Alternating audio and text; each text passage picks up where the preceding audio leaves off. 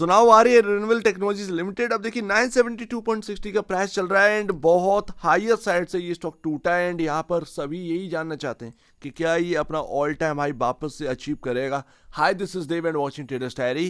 क्या करता है वारी रिन्यूएबल टेक्नोलॉजीज लिमिटेड, ये आपको सबसे पहले पता होना चाहिए कंपेयर टू वारी एनर्जीज ये करते क्या है। अभी ये स्टॉक मल्टीबैगर साबित हो चुका है। परसेंटेज वाइज अगर आप देखेंगे रिटर्न के मामले लाख परसेंट के रिटर्न देने वाले इक्का दुक्का कंपनी इस मार्केट के अंदर देखने को मिलती है, ये उनमें से शामिल है।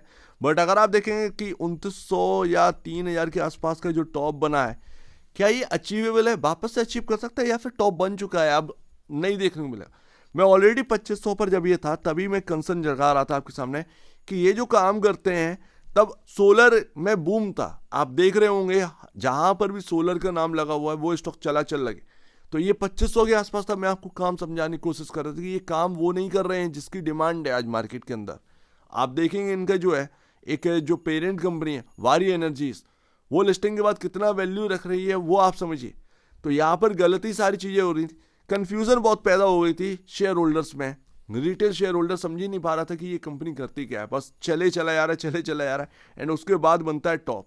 अब मार्केट के अंदर आप डिमांड किसकी देख रहे थे, सोलर पैनल बनाने वाली कंपनियां आपको नजर आ जाएं, बस उतने में ही वो उड़न छू हो जा रही थी। अर्निंग्स कुछ है नहीं है बट वैल्यू आप देखिए कहां पर पहुंच गई। ये कंपनी का काम ईपीसी का है भाई, इंजीनियरिंग का काम है।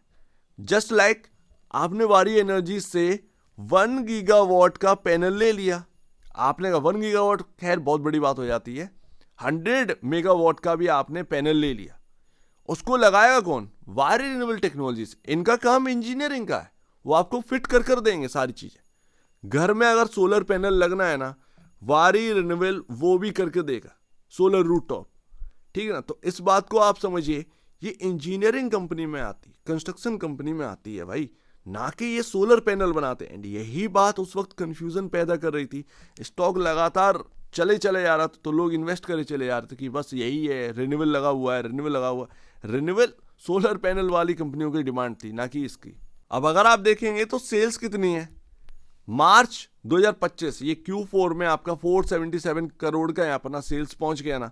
धीरे धीरे ये इनका जो काम है जैसे जैसे बढ़ने लगा ईपीसी का, इनका सेल्स भी एकदम से रिवाइव हो गया था। आपको याद ही होगा, हम इसके ऊपर डिस्कस कर चुके।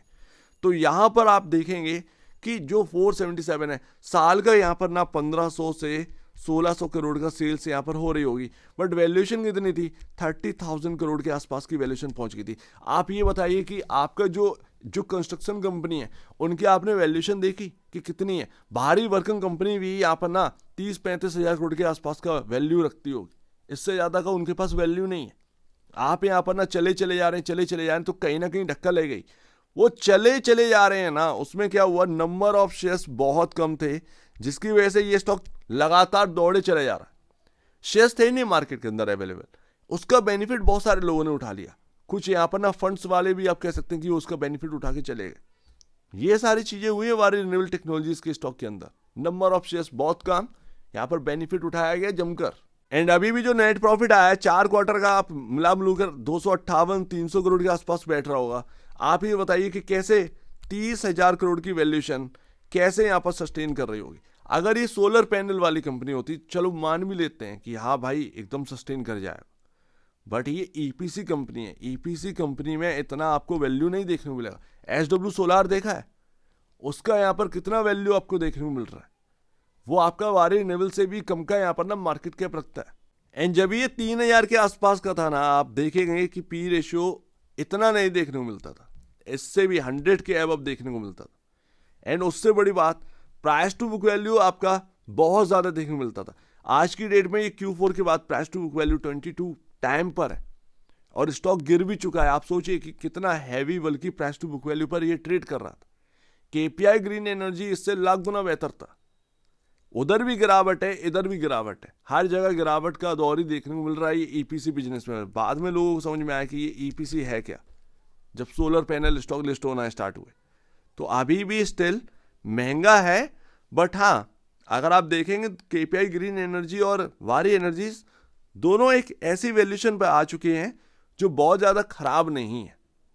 30,000 करोड़ के आसपास का वैल्यू था, वो काफी बहुत हाई रिस्क था, उस वक्त लोग समझ नहीं रहे थे। अभी भी रिस्की है लेकिन वो रिस्क जा चुका है हैवी वाला। बल्कि रिस्क नहीं लेकर चलेंगे अगर आपके पास इस प्राइसिंग पर वायर रिन्यूएबल टेक्नोलॉजीज की शेयर हैं तो। एंड जब ये 1800 के आसपास था, मैंने ऑलरेडी आपसे कहा था कि एक स्टॉक के अंदर ऐसा ही चार्ट बना था एंड वो स्टॉक बहुत बुरी तरीके से टूटा था। ये आपका जो लो लगा है ऑलमोस्ट कितना लगा है, ऑलमोस्ट 700 के आसपास का लो लग चुका है, ठीक है, 700 या 750 के आसपास का लो लग चुका है ऐसे स्टॉक के अंदर, जहां तक मैं ठीक हूं। मैं ऑलरेडी 1800 पर यही बात कर रहा था आपके सामने, ये प्राइसिंग देखने को मिलेगी एंड लास्ट ये प्राइसिंग आपको देखने को मिली क्योंकि उस वक्त पैटर्न ही कुछ ऐसे बन रहे थे, टॉप पर टॉप बने जा रहे थे। इंपॉर्टेंट रेंज क्या होगी इसमें, इंपॉर्टेंट रेंज आगे चलकर 1641 1375 ये इंपॉर्टेंट रेंज रहने वाली है। तो आगे ना इसी हिसाब से काम रहना है इस स्टॉक के अंदर। ये 1375 1641 ये काफ़ी बड़ा रेजिस्टेंस यहाँ पर ना आपको देखने को मिलेगा।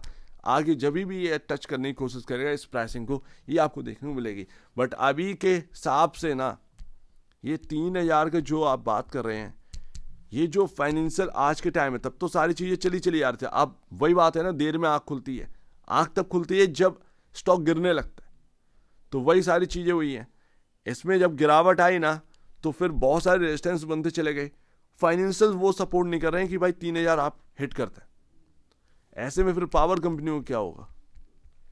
तो ये बात यहाँ पर है, आपको वैल्यू अभी तो शायद ना देखने को मिले, बट हाँ आगे जिस तरीके से सोलर का डिमांड है वो आगे चलकर आपको वैल्यू में कन्वर्ट होते हुए देखने को लगा। बट करंट में एकदम से 3000 हिट कर दे, ये बहुत ही ना इम्पॉसिबल वाली बात लगती है। कर सकता है बट अभी वो टाइम नहीं है।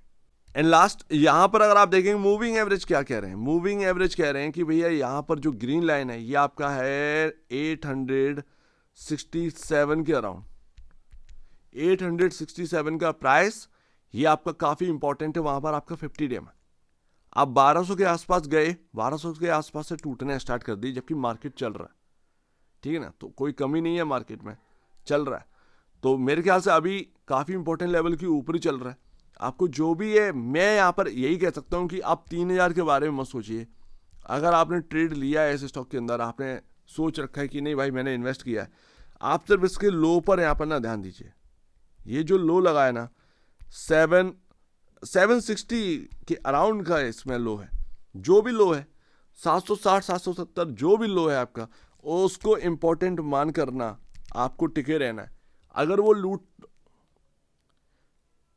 लो टूटता है तो फिर यहाँ पर आपको कंसर्न जताने चाहिए कि हाँ भैया रहना है या नहीं रहना है। उस वक्त आप अपने फाइनेंशियल एडवाइजर से पूछ के करिएगा। बट अभी जो फाइनेंशियल है वो भाई आपको 3000 के लिए सपोर्ट कर नहीं रहे। हो सकता है यहाँ से थोड़ा सा उछाल आपको मिल जाए, वो एक अलग बात है। बट अभी हाल फिलहाल में जो भी इन्वेस्ट कर रखा है इन लेवल्स पर, वो अपना ना जो लो लगा हुआ है इसके अंदर उसको इंपॉर्टेंट मानकर ही होल्ड करिए। अगर वो लो टूटता है तो बस सिर्फ और सिर्फ आपको एक ही काम करना है, अपने फाइनेंशियल एडवाइजर या ब्रोकर से कंसल्ट करना है कि भाई आपको इस स्टॉक में रहना चाहिए या नहीं रहना चाहिए, उसके हिसाब से काम करिए। एंड ये ईपीसी कंपनी है, सोलर पैनल वाली नहीं है, ध्यान रखिए बात। सोलर पैनल वाली कंपनी ज़्यादा यहाँ पर ना उन पर ध्यान दिया जा रहा है ग्लोबली, ना कि ईपीसी कंपनी पर। अगर इतना ही ध्यान देना होता ना तो एसडब्ल्यू सोलार जो स्टेर्लिंग विल्सन है उसका वैल्यूएशन बहुत हाई होता, उसका हाई नहीं है, उसका सेल्स के बराबर आपका यहाँ पर सेल्स भी नहीं है। समझ रहे ना, वो क्वार्टरली कितना सेल्स बना है, बस वो प्रॉफिटेबिलिटी नहीं बना पा रहे।